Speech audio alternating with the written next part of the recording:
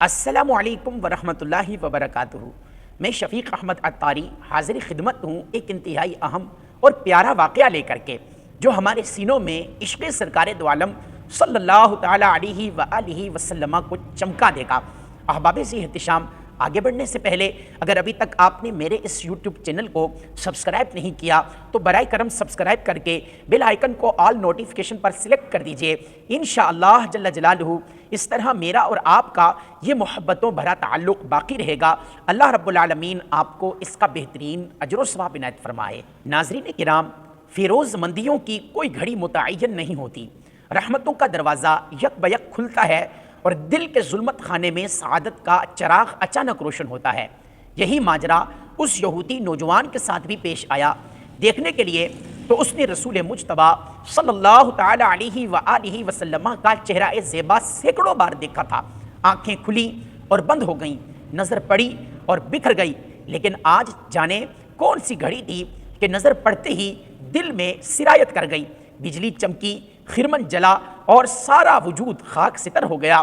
اب دل اپنے قابو میں نہیں تھا۔ قیامت کی بات یہ ہوئی کہ گھر کی چار دیواری میں جس رسول عربی کا نام لینا گیتی کا سب سے بڑا جرم تھا، اب اس کی محبت کا آشیانہ گھر کے باہر نہیں، دل کے نہاں خانے میں بن چکا تھا۔ عشق، اور وہ بھی رسول مجتبیٰ صلی اللہ علیہ وآلہ وسلم کا عشق، جس کی خوشبو سے دونوں عالم مہک اٹھتے ہیں، اس کا چھپانا آسان نہیں تھا۔ امید و بین کی کشمکش میں جان کے لالے پڑ گئے۔ دل کا تقاضا یہ تھا کہ اس محفل نور میں چلیے، دیدائے بیتاب کا اصرار تھا کہ چلو جلوائے شاداب کی ٹھنڈک حاصل کریں۔ ادھر گھر والوں کا خوف، سماج کا خطرہ، کسی نے ان کی محفل میں جاتے ہوئے دیکھ لیا تو عالم کا محشر بپا ہو جائے گا۔ آہنی دیواروں کے حصار میں دل مبتلا محصور ہو کر رہ گیا تھا۔ قدم اٹھانے کی کہیں کوئی صاف جگہ نہیں مل رہی تھی۔ آخر دل نہیں مانا تو غلبہ شوق میں اٹھے اور مسجد نبوی کے دروازے کے قریب سے گزرتے ہوئے دزدیدہ نگاہوں سے انہیں دیکھ آئے۔ کبھی دوسری طرف رخ کر کے کسی گزرگاہ پہ بیٹھ گئے اور دور ہی سے جلوائے خدا نما کا نظارہ کر لیا۔ اسی طرح دن گزرتے گئے اور دل کے قرین عشق کی چنگاری سلگتی رہی۔ محبت کی تپش سے آنکھوں کی نیند اڑ گئی، چہرے کا رنگ اتر گیا، جی کھول کر رو بھی نہیں سکتے تھے کہ دل کی بھڑاس نکلتی اور غم کا بوجھ ہلکا ہوتا۔ نتیجہ یہ ہوا کہ حالات کے جبر اور جان گسل ضبط نے بیمار ڈال دیا۔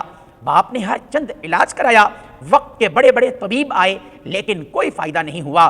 ارے جسم و تن کی بیماری ہو تو دوا کام دے، عشق کے آزار کا کیا علاج ہے؟ کس مسیحا نے محبت کے مریض کو شفا بخشی ہے جو وہ شفا یاب ہوتا؟ ہزار جتن کے باوجود حالت دن بدن گرتی گئی۔ پھول کی طرح شگفتہ نوجوان سوکھ کے کانٹا ہو گیا۔ مامتا کی ماری ہوئی ماں بالیں پکڑ کے روتی رہتی، باپ پاگلوں کی طرح سر پٹکتا، خاندان کے افراد کفِ افسوس ملتے، لیکن بیمار کا حال کوئی نہیں سمجھ پاتا۔ اب بیمار عشق حیات کی آخری منزل کی طرف تیزی سے بڑھ رہا تھا۔ ناتوانی اور ضعف کی شدت سے آواز مدھم پڑ گئی، زبان کی گویائی جواب دینے لگی، کبھی کبھی ٹھنڈی آہوں کا دھواں فضا میں بکھر جاتا، اور بس آج ایک عاشق مہجور کی زندگی کی آخری شام تھی۔ آنکھیں پتھرانے لگی، جسم کے انگ انگ سے موت کے آثار ابھرنے لگے۔ ہچکیاں لیتے ہوئے اس بھری نگاہوں سے باپ کی طرف دیکھا۔ فرط محبت سے باپ کا کلیجہ پھٹ گیا، منہ کے قریب کان لگا کر کہا، میرے لال کچھ کہنا چاہتے ہو؟ زبان کھلتے ہی آواز حلق میں پھنس گئی۔ بڑی مشکل سے اتنے الفاظ نکل سکے، آپ وعدہ کریں کہ میری زندگی کی آخری خواہش پوری کر دیں گے تو میں کچھ کہوں۔ باپ نے دردناک اضطراب کے ساتھ جواب دیا، میرے جگر کی ٹھنڈک، یہ گھڑی بھی وعدہ لینے کی ہے، تمہاری خواہش پر اپنی جان کا قیمتی سرمایہ بھی لٹانے کے لیے تیار ہوں، تم بے خطرہ اپنی خواہش کا اظہار کرو، وعدہ کرتا ہوں کہ بے دریغ اسے پورا کروں گا۔ بیٹے نے لڑکھڑاتی ہوئی زبان میں کہا، بابا جان برا نہ مانے، چند برسوں سے میں محمد عربی صلی اللہ علیہ وآلہ وسلم کی عقیدت و محبت کے اضطراب میں سلگ رہا ہوں۔ آپ کے خوف سے زندگی کا یہ مخفی راز ہم نے کبھی فاش نہیں ہونے دیا۔ ان کی موہنی صورت، ان کا پرنور چہرہ، ان کی دل آویز شخصیت نگاہ سے ایک لمحے کے لیے بھی اوجھل نہیں ہوتی۔ انہی کی یاد میں سوتا ہوں، انہی کے خیالات میں جاگتا ہوں۔ جب سے بستر علالت پر پڑا ہوں، جلوہ اقدس کی ایک جھلک دیکھنے کے لیے ترس گیا ہوں۔ اب جب کہ میری زندگی کا چراغ گل ہو رہا ہے، دل کی آخری تمنا ہے کہ ایک بار ان کے روئے تاباں کی زیارت کر لوں اور دم نکل جائے۔ بابا جان، زحمت نہ ہو تو انہیں خبر کر دیجئے کہ آپ کی محبت کا ایک پیاسا دنیا سے رخصت ہو رہا ہے۔ بالی پر کھڑے ہو کر اسے اخروی نجات کا مژدہ سنا دیں۔ بیٹے کی یہ آرزوئے شوق معلوم کر کے غصے سے باپ کا چہرہ ٹمٹما اٹھا، لیکن جلد ہی اس نے اپنے جذبات پر قابو پا لیا۔ اکلوتا بیٹا، زندگی کی آخری سانس، اب کسی طرح کی فہمائش کا بھی موقع نہیں تھا۔ چاروں ناچار بیٹے کا ناز اٹھانے کے لیے دل کو راضی کرنا پڑا۔ لرزتی ہوئی آواز میں کہا، میرے لختے جگر، اگرچہ میرے لیے یہ بات سخت ناگواری کی ہے، لیکن یہ خیال کر کے کہ تم دنیا سے حسرت زدہ ہو کر نہ جاؤ، میں تمہاری خواہش کی تکمیل کے لیے جا رہا ہوں۔ کل صبح سے مجھے اسرائیلی سماج کا مجرم کہا جائے گا، لیکن تمہاری بے چین روح کی آسودگی کے لیے یہ ننگ بھی گوارا ہے۔ بادل ناخواستہ اٹھا اور کاشانہ نبوت کی طرف چل پڑا۔ قدم اٹھ نہیں رہے تھے، اٹھائے جا رہے تھے۔ مسجد اقدس کے دروازے پر کھڑے ہو کر آواز دی، میں محمد عربی سے ملنا چاہتا ہوں، کوئی انہیں خبر کر دو۔ چند ہی لمحے کے بعد سرکاری رسالت سامنے جلوہ گر تھے۔ ارشاد فرمایا، تمہیں کیا کہنا ہے؟ دل کا کشور فتح کر لینے والی یہ آواز سن کر یہودی کے ذہن و خیال کی بنیاد ہل گئی۔ بھرائی ہوئی آواز میں کہا، میرا اکلوتا بیٹا عین شباب کی منزل میں دنیا سے رخصت ہو رہا ہے۔ تمہاری عقیدت و محبت کا سحر اب اسے موت کی آغوش میں سنانا ہی چاہتا ہے۔ تمہارے جمال کی زیبائش و کشش پر سارا عرب دیوانہ ہے۔ اس نے ہمارے یہودی نژاد بچے کو بھی ایک عرصے سے گھائل کر رکھا ہے، اب وہ بستر مرگ پر تڑپ رہا ہے۔ اس کی آخری تمنا ہے کہ تم اس کی بالیں پر کھڑے ہو کر اپنی خوشنودی اور اخروی نجات کا مژدہ سنا دو۔ یہ سنتے ہی سرکار رسالت مآب صلی اللہ علیہ وآلہ وسلم نے صحابہ کرام سے ارشاد فرمایا، چلو اس فیروز بخت نوجوان کو دیکھ آئیں جس کے خیر مقدم کے لیے آسمانوں میں ہنگامہ شوق برپا ہے۔ انتظار کرتے کرتے بیمار محبت کی آنکھیں بند ہو گئی تھی۔ باپ نے سرہانے کھڑے ہو کر آواز دی، نور عین، نور عین، آنکھیں کھولو، تمہارے مرکز عقیدت آ گئے۔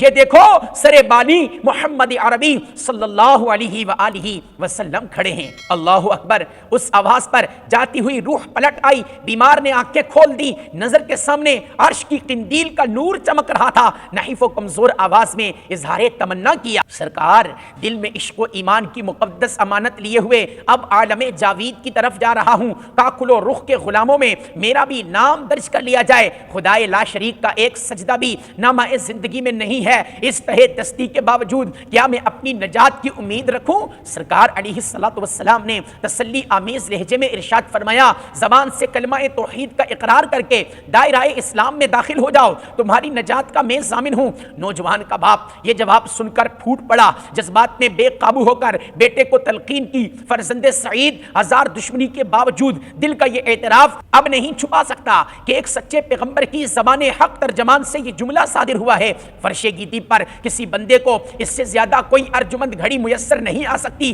کہ مالک کبریا کا حبیب اس کی نجات کے لیے اپنی ضمانت پیش کر رہا ہے۔ تم صاف و صریح لفظوں میں وعدہ لے کر دائرہ اسلام میں داخل ہو جاؤ۔ نوجوان نے ہچکیاں لیتے ہوئے کہا، سرکار، قبر کی منزل سے لے کر دخول جنت تک آپ کی ضمانت پر اسلام قبول کرتا ہوں۔ اشہد ان لا الہ الا اللہ و اشہد ان محمد الرسول اللہ کی مدھم آواز فضا میں گونجی اور کشور محبت کے ایک فیروز بخت نوجوان نے ہمیشہ کے لیے آنکھیں بند کر لیں۔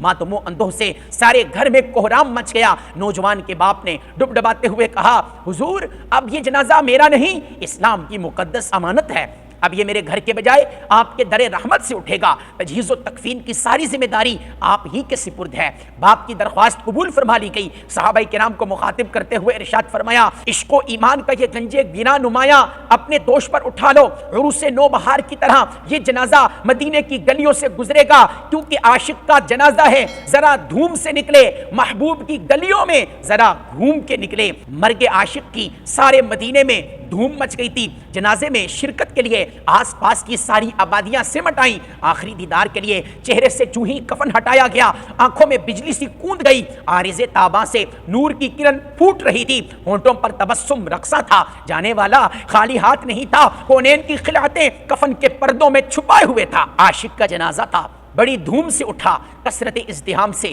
مدینے کی گلیوں میں دل رکھنے کی جگہ باقی نہیں تھی۔ پتھروں کے سینے پر کفے پاک کا نقش بٹھانے والے سرکار آج جنازہ کے ہمراہ پنجوں کے بل چل رہے تھے۔ یہ صدائے رحمت کی کنہ معلوم کرنے کے لیے لوگ تصویر شوق بنے ہوئے تھے۔ نہیں رہا گیا تو آخر ایک صحابی نے پوچھ ہی لیا، ارشاد فرمایا آج عالم بالا سے رحمت کے فرشتے اتنی کثرت سے جنازے میں شریک ہیں کہ ان کے ہجوم میں بھرپور قدم رکھنے کی کوئی جگہ ہی نہیں مل رہی۔ جنت البقیع میں پہنچ کر جنازہ فرش خاک پر رکھ دیا گیا۔ لحد میں اتارنے کے لیے سرکار خود اندر تشریف لے گئے۔ داخل ہونے سے پہلے ہی عاشق کی قبر رحمت و نور سے جگمگا اٹھی۔ اپنے دستے کرم کا سہارا دے کر سرکار رسالت نے جنازہ لحد میں اتارا۔ کافی دیر کے بعد لحد سے جب باہر تشریف لائے تو پسینے میں شرابور تھے، چہرے پر خوشی کا انبساط لہرا رہا تھا۔ اللہ اکبر۔ تجہیز و تدفین سے فراغت کے بعد حلقہ بگوشوں نے دریافت کیا، حضور چہرہ زیبا پر پسینے کے قطرے کیوں چمک رہے ہیں؟ ایسا لگتا ہے کہ سرکار کو کسی بات کی مشقت اٹھانی پڑی ہے۔ حضور نے مسکراتے ہوئے جواب مرحمت فرمایا، اس عاشق جواں سال نے دم واپسی مجھ سے وعدہ لیا تھا کہ لحد کی منزل سے لے کر دخول جنت تک میری رحمتوں کی ضمانت اسے حاصل رہے گی۔ میرے اشارہ ابرو کی شاہ پا کر حوران خلد کا بہت بڑا ازدحام اس کی لحد کے قریب پہلے ہی جمع ہو گیا تھا۔ جو ہی اسے لحد میں اتارا گیا، چہرے کی بلائیں لینے کے لیے وہ ہر طرف سے بے تحاشا ٹوٹ پڑی۔ ہجوم شوق کا امڑتا ہوا سیلاب میرے ہی قدموں سے ہو کر گزر رہا تھا۔ اسی عالم وارفتہ حال میں مجھے تھوڑی سی مشقت اٹھانی پڑی اور میں پسینہ پسینہ ہو گیا، اور ایسا ہونا بھی رحمت ہی کا تقاضا تھا کہ پسینے کے چند قطرے کفن کی چادر پر ٹپک گئے۔ اب اس کی خوابگاہ صبح محشر تک مہکتی رہے گی۔ بندہ نوازی کی یہ روداد جاں افروز معلوم کر کے صحابہ کرام کی روحیں اپنے اپنے قالب میں جھوم اٹھی۔ عشق مصطفیٰ کی سرفرازی نے ایک ایسے نوجوان کو اخروی اعزاز کے منصب عظیم پر پہنچا دیا تھا جس کے نامہ حیات میں ایک سجدہ بندگی کا بھی اندراج نہیں تھا۔ سچ کہا کہنے والوں نے کہ جسے پیا چاہے وہی بنے سہاگن۔